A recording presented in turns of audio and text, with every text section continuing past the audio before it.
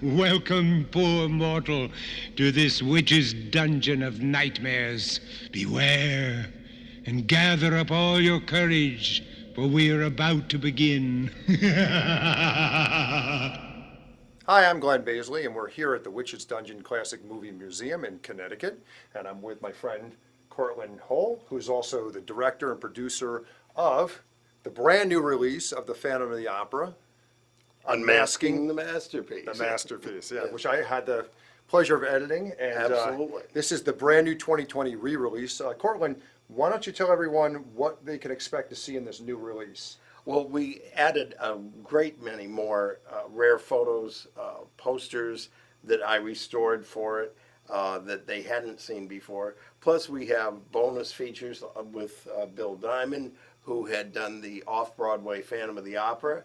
And also, when we showed Phantom of the Opera with a live 17-piece orchestra, back when the Phantom stamp came out, the postal stamp came out. So there's a lot of new things for people to see in this. Plus the fact we also cover what happened to Stage 28, which was the Paris Opera House set for Phantom, which was built in 1925. And sadly has been taken down now. That's the sad part, yes. Right. So yeah, this new release, not only is there improved sound and video, but there's a bunch of brand new materials that's in there, including a new segment with Bill, and we get to see some brand new footage now of Phantom of the Opera. It's one of the off-Broadway productions that Bill worked on. Right. So it's really great to have some inclusion of real live material with one of the Phantoms that's in there. Absolutely, because a lot of people may not have seen the off-Broadway version of Phantom. And speaking of Phantom of the Opera, you were telling me that Hugh Pinero stopped by to check out the dungeon. He just visited yesterday, and he said, I'm a kid again. He felt like he was a kid again, because when he was a kid, he actually made the Aurora model kits. And he said to me, he says, these are the Aurora model kits on steroids. And Hugh, of course, is one of the interviews, one of many of over a dozen interviews that can be found on the brand new documentary that's been released. And actually, it was Rondo nominated. Hopefully, we'll get a Rondo when we submit it again this year. That'd be great. So anybody out there, if you're seeing, when it comes to Rondo nomination time, make sure you vote for it. So this is a great new release. Definitely check it out. And how can people find out? How can they order it? They can go right to our website, which is preservehollywood.org. I screwed that up. And of course, if you come to the dungeon, they're available here to purchase right on the spot. Yes, the Witch's Dungeon Classic Movie Museum has two different documentaries for sale, The Phantom of the Opera as well as The Aurora Monsters. That's great. That was another great one, and also was produced by Bill Diamond Productions as well. And like I said, Bill's segment is on the brand new DVD that everybody can check out. And of course, Bill actually did a lot of the footage in Phantom too. And Bill actually did a lot of the background displays that we're going to see. The organ that's right behind us here. That's right. He did a number of the sets for the figures, right? We enlarged the Witch's Dungeon larger than it ever has been before, and Bill did all the sets for it. So you can't get better than somebody that's won 3 Emmys. So. That's right. And some beautiful lighting, as we're going to see. Hopefully the camera does it justice, and I'm going to hop behind the camera, and we're going to do a little bit of a tour, and we're going to talk more about the dungeon, so stay tuned. So in celebration of the dungeon's 54th season, and of course the new release of the Phantom of the Opera, Unmasking the Masterpiece, let's start out with this handsome devil right here. Tell me a little bit about him. Well, of course, this is Lon Chaney Sr., the master of makeup, called the Man of 1,000 Faces, and of course he did his own makeup besides performing in The Phantom and The Hunchback of Notre Dame, probably the pioneer of movie makeup.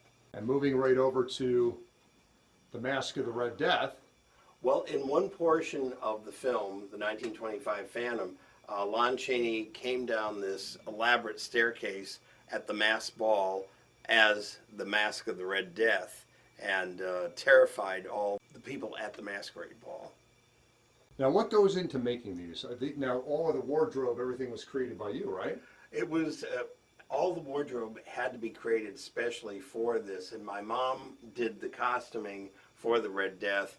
I worked with her on it. She was very meticulous because she had been a professional Broadway costumer before. And so there are certain things that you cannot buy. It has to be made from scratch, and the Red Death was one. Also, all the capes, the ties. In this case, this is an actual 1920s double-breasted tail coat, which I had found, and it's in remarkable condition for the age. How long does it take to put one of these figures together? Well, it depends, because if the costuming is really elaborate, it takes a lot longer to make them, to find the materials that are needed for it. Also, in some cases, I work from a live cast of the actor. In this case, like with the skull head on the Red Death, I completely sculpted that all on my own, and it's my own take on Chaney's skull mask that he had for the film.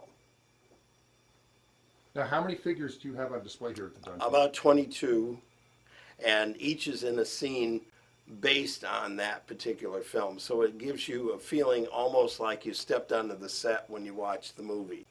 The Witch's Dungeon has been featured twice in Ripley's Believe It or Not, once in 1987, and then more recently when we celebrated the 50th anniversary in 2016.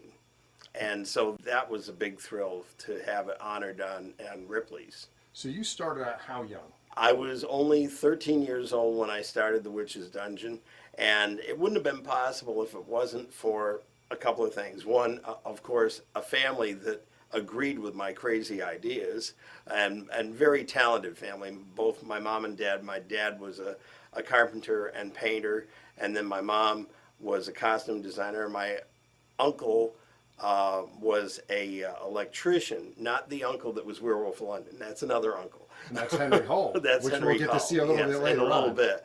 But so they were essential in it, but also the fact that I got to meet Don Post, who had made those wonderful masks years ago, and he eventually introduced me to John Chambers, who did the makeup in Planet of the Apes, and Vern Langdon, and from there it just kind of snowballed.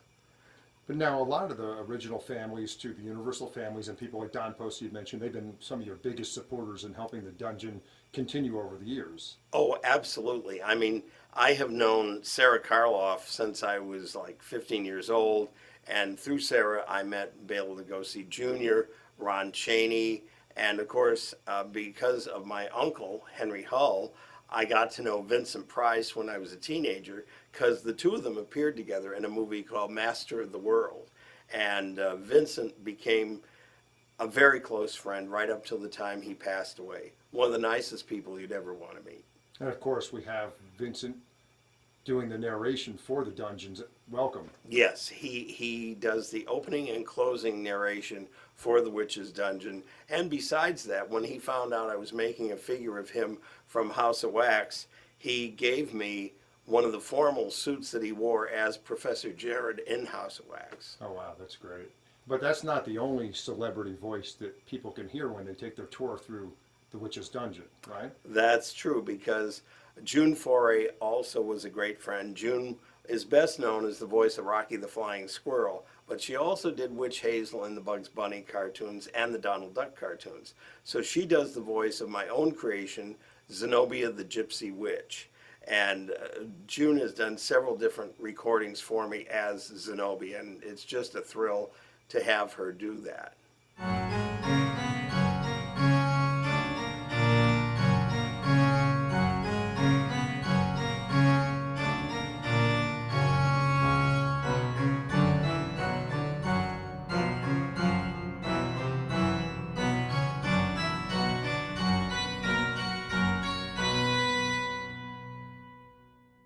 So this adorable gent that you're standing next to is your great uncle Henry Hull. Yes, I'm very. Well, I didn't.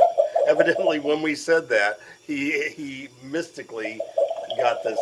There you go. The lab equipment going here. And Yes. of course, he's from the Werewolf of London. Yeah, that was the very first werewolf film, was the Werewolf of London. 6 years before Lon Chaney Jr. played the Wolfman. And I'm pretty proud of Uncle Henry, because the one thing that a lot of people don't know, he came from the stage. And he did all of his own makeup on the stage, including an incredible makeup he did a year after Werewolf of London that he did of Edgar Allan Poe. on Broadway. So he was quite a talented man, not only as an actor, but also doing makeup. But in this film, of course, because of the union, he couldn't do his own makeup, and that was done by Jack Pierce. So tell me what's so special about the Beast. Well, this is Jean Marais in the French version, the original version of Beauty and the Beast, called La Belle et la Bête. And this was shot in France. Actually, during the war, they were originally going to shoot it in Technicolor, but they had to shoot it in black and white because they weren't able to get Technicolor film at that time. But it's just one of the most elegant portrayals of the Beast, I feel. And that's why I thought we should honor that character, and we went to great lengths with the costuming. This was done by Audrey Wellner, which is another friend of mine, and she's done professional costuming as well. Some of the fabric and the edgings came from Italy, France, and other countries. The jewelry was special made to look just like it did in the film, and as you can see, even the gloves are very intricate, the way they were hand sewn on that. So it's one of my favorite characters, and I think one of the most elegant characters in the Witch's Dungeon.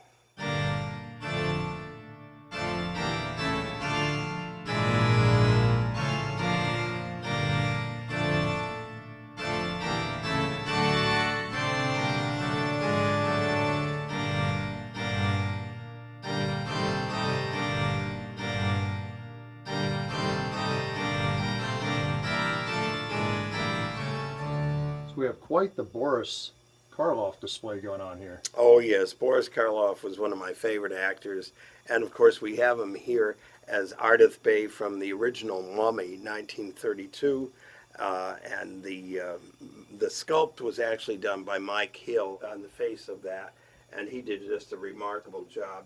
A friend of mine, Dan Jorgensen, also did additional work for the hands and some of the costume, but the rest of the costume was done by Audrey Wellner. It's one of my favorite films of all the Universals. And then behind him, of course, we have Lon Chaney Jr. as the later Mummy. That was Caris in the sequels to the Mummy. And then after that, then we have Boris Karloff again as Professor Lampini, which was from House of Frankenstein. And in the film, he actually acquired the skeleton of Count Dracula, which you'll see has a stake in its heart, and we don't want to pull the stake out because it might turn into John Carradine, and he's going to recite Shakespeare. So there's something in the casket? Yes, there is. Really? Oh, Okay, let's take a look.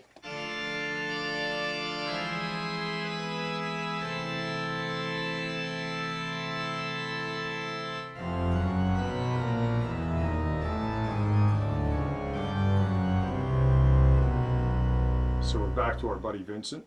That's right. And this is probably his most famous role as Professor Jared, who was horribly scarred by fire in the House of Wax.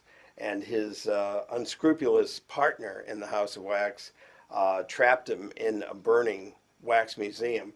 And that's why he turned out looking like he does here.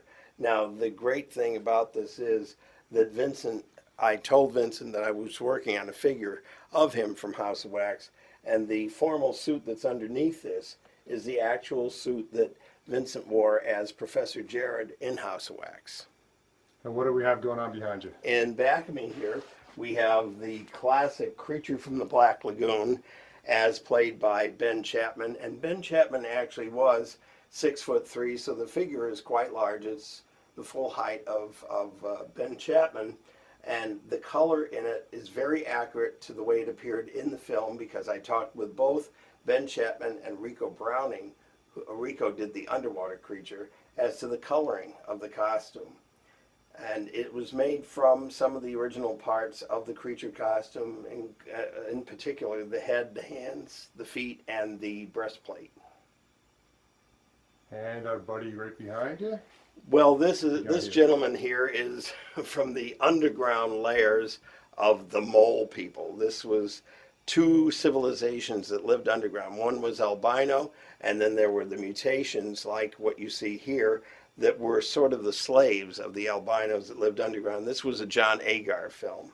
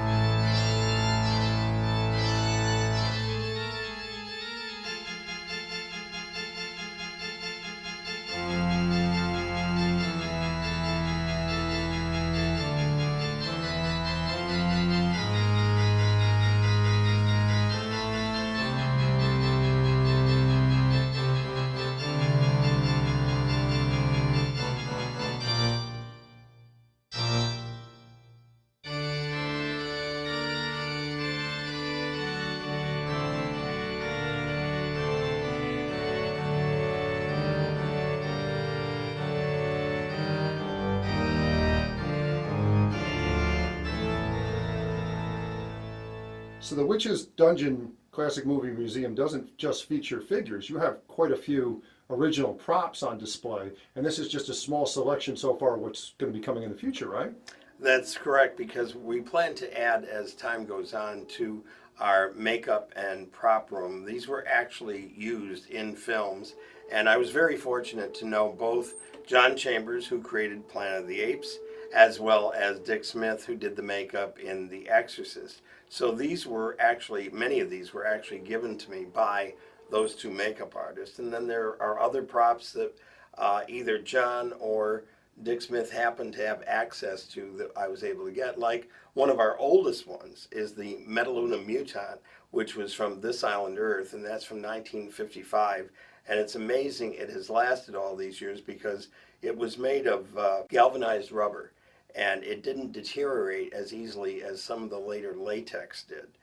But many of these props we have done restoration. Friends of mine have worked with me on the restoration. Dan Jorgensen in particular worked with me on these, and they're we try to keep them in as best condition as we possibly can, because some of them are 30 or more years old. Come closer to the cauldron, dearie. Old Zenobia's brewing a delectable concoction. Oh, how delicious. Hurry now, drink every drop. The blossom of youth is yours forever, with a beauty sleep of centuries to come. This is a great place to wrap up our tour with Zenobia, which is one of your oldest creations. Yes, I created Zenobia the Gypsy Witch, which is my own creation, back when I was only 12 years old. Now, she's had some facelifts over the years. I've improved her as time went on, but she is the very first, and that was sort of my inspiration to make a whole museum of classic movie monsters and have her as sort of the hostess of it. The creation of her came about because I was fascinated by fortune teller machines in arcades, but they were always a beautiful girl. They weren't a witch. And I thought, well, witches don't always have to have pointed black hats and black costumes. They can be more colorful. So that's why when I created Zenobia, I wanted her to be a gypsy witch, and that she could do fortunes, crystal balls, the whole bit. Well, Cortlandt, it's been great to visit the dungeon. And tell us again how we can find out more about the dungeon, the visits, what's in store for the dungeon in the future, and where we can find out more information. Well, you should go to our website, which is preservehollywood.org. That has all the information on there. And besides that, we also are going to be doing a lot of special events over the next couple of years, which will be related to different holidays. And I think people will be very surprised. So they have to keep posted as to what we have on the website so that they know what special events we have coming up. And then as the year progresses, when we can, we also want to do some special film showings on real film, not just video. Of course, once we get past COVID, and Yes. we're really hoping all this will pass and we can move forward to a brighter future. And of course, they can follow you too on Facebook on the Witch's Dungeon Classic Movie Museum for more frequent updates, right? Yes, go to the Witch's Dungeon Classic Movie Museum, and that's our official site, or as I say, on the website. Sounds good. Ah, there you are. I see you have survived this maze of monsters and nightmares. Or have you? And so until we meet again, good night and pleasant dreams.